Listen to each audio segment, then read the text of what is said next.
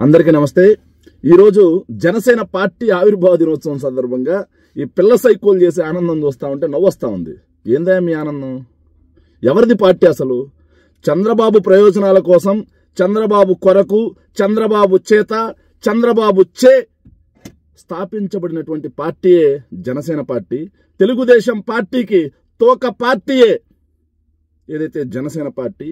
అదేవిధంగా చంద్రబాబు నాయుడుకి మైక్ పీసే, అద్దె మైకే పవన్ కళ్యాణ్ గారు అనేది ఆంధ్ర రాష్ట్ర ప్రజలందరికీ తెలియటమే కాకుండా పక్క రాష్ట్ర ప్రజలకు కూడా తెలుస్తూ ఉంది।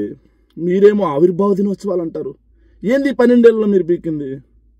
మీ నాయకుడు 12 సంవత్సరాలు ప్రస్థానం చేస్తే, 6 పార్టీల జెండాలు మోస్తే, 3 చోట్ల పోటీ చేస్తే, గాజువాక భీమవరంలో డిపాజిట్లు లేకుండా ఓడిపోతే, మళ్ళీ 3 కలిసి చేతులు కలిపితే, లింగలింగమంటూ ఆ వర్మ దయతో పిఠాపురంలో గెలిచి ఏదైతే రాజ్యాంగంలో 6వ వేలు లాంటి ఉప ముఖ్యమంత్రి పదవి తీసుకొని, అదేదో ఎట్లా చెప్పాలంటే అమెరికా ప్రెసిడెంట్ అంత బిల్డప్ ఇచ్చుకుంటూ మీరు రాజ్యాంగంలో అసలు 6వ వేలు అసలు ఉప ముఖ్యమంత్రి అనే పదవి, అందరు మంత్రులు ఎంతో, పవన్ కళ్యాణ్ గారు కూడా అంతే।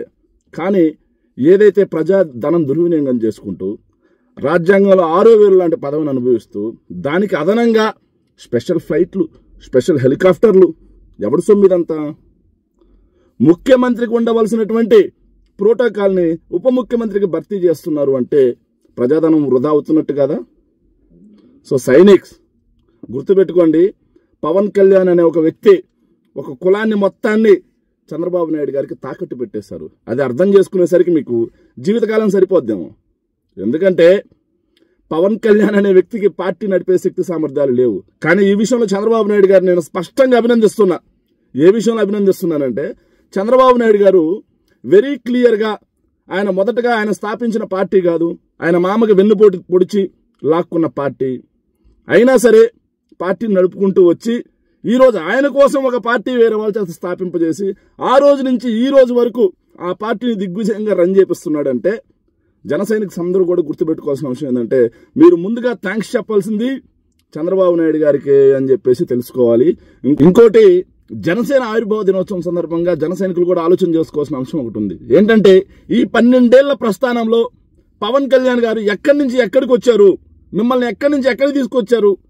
ఫుల్ లెఫ్ట్ అంటే చెగోవేరా సిద్ధాంతం దగ్గర నుంచి ఈరోజు కాషాయం గట్టి దేశాటం చేయటం, కాషాయం గట్టి మెట్లు గడిగే స్థాయికి మిమ్మల్ని తీసుకొచ్చాడు। చెగోవేరా ఎక్కడ, కాషాయం ఎక్కడ? ఫుల్ లెఫ్ట్ నుంచి రైట్కి తీసుకొచ్చాడు। అదేవిధంగా పెరియార్ సిద్ధాంతం ఫస్ట్ ఆయన మాట్లాడిన మాట అంటే పూర్తిగా సనాతన ధర్మానికి వ్యతిరేకం। పెరియార్ సిద్ధాంతం దగ్గర నుంచి మళ్ళీ సనాతన ధర్మంకి వచ్చారు। అదేవిధంగా మహిళలపై రక్షణ అని చెప్పి పోరాడిన ఆయన, సుగాలి ప్రీతి అనే కేసు మాట్లాడిన ఆయన, మీకు అధికారం రాగానే సుగాలి ప్రీతి కేసు గాలికి వదిలేశారు। ఈరోజు రాష్ట్రంలో ఊరికో సుగాలి ప్రీతి లాంటి ఘటనలు జరుగుతూ ఉన్నా కిక్కురు మనకుండా ఉన్నాడు।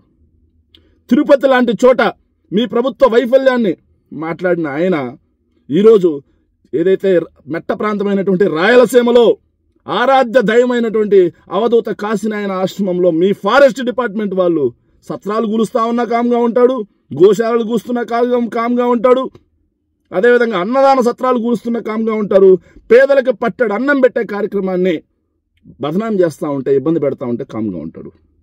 మళ్ళీ అదే శాఖ మంత్రి ఆయన ఎక్కడి నుంచి ఎక్కడికి వెళ్తున్నాడు? అదేవిధంగా కాపు సంక్షేమం కోసం 15,000 కోట్ల రూపాయలు బడ్జెట్లో పెట్టిస్తాను అని చెప్పి ఎన్నికలకు ముందు కాపులను నమ్మించి వంచి మోసం చేసి మరీ ఓట్లు వేయించుకున్నాడు। ఈరోజు 2 బడ్జెట్లు వచ్చాయి, కాపుల కోసం బడ్జెట్లో ₹1 బిల్ల కేటాయించారా? ఇది కాపు ద్రోహం కాదా? కాపు యువత తెలుసుకోవాల్సిన అంశం ఏంటంటే, జనసేన యువకులు కూడా బాగా తెలుసుకోవాల్సిన అంశం ఏంటంటే, ఏదైతే కాపు సంక్షేమం అంటే పవన్ కళ్యాణ్ గారు ఒక్కటి సంక్షేమమే, కాపు మొత్తం సంక్షేమం అనుకున్నాడేమో పవన్ కళ్యాణ్ గారు। ప్రశ్నించండి। మీరు అంటారుగా మా నాయకుడు మమ్మల్ని ప్రశ్నించడం నేర్పించాడని, ఈరోజు మీ నాయకుడే తప్పులు చేస్తున్నాడు, ప్రశ్నించండి మీ నాయకుడిని। ఇలా పూర్తిగా ఒక దిశ నిర్దేశం, ఒక సిద్ధాంతం, ప్రజలకు ఏం చేయాలి అనే ఒక భావజాలం లేని పార్టీయే ఈ జనసేన పార్టీ। జనసేన పార్టీ ఒక తరం యువతనే నాశనం చేయడానికే కంకణ కట్టుకున్నటువంటి పార్టీ। ఎందుకంటే భావోద్వేగాలు రెచ్చగొట్టడం, కులాల మధ్య మతాల మధ్య చిచ్చు పెట్టే మాటలు మాట్లాడటం, అదేవిధంగా యువతని బైకులు వేసుకొని స్టంట్లు వేయండి అని చెప్పి మాట్లాడేటువంటి నాయకుడు ఈరోజు ఆవిర్భావ దినోత్సవం సభకు వచ్చారు. ముందుగా ఆలోచన చేసుకోండి. ఆయన ఎన్ని రెచ్చగొట్టే మాటలైనా మాట్లాడతాడు. ఆ మాటలన్నీ విని మళ్ళీ మీరు బైకులు వేసుకొని సైలెన్సర్లు ఇప్పేసి చొక్కాలు చించుకొని స్టంట్లేసి మీ కుటుంబాలకే కంఠశోష మిగిలించొద్దు, గర్భశోకం మిగిలించొద్దు. దయచేసి ఆవిర్భావ దినోత్సవానికి వెళ్ళారు కానీ అందరూ క్షేమంగా మీ ఇళ్ళకెళ్ళి ముందు మీ తల్లిదండ్రులను చూసుకోవడం నేర్చుకోండి. Thank you.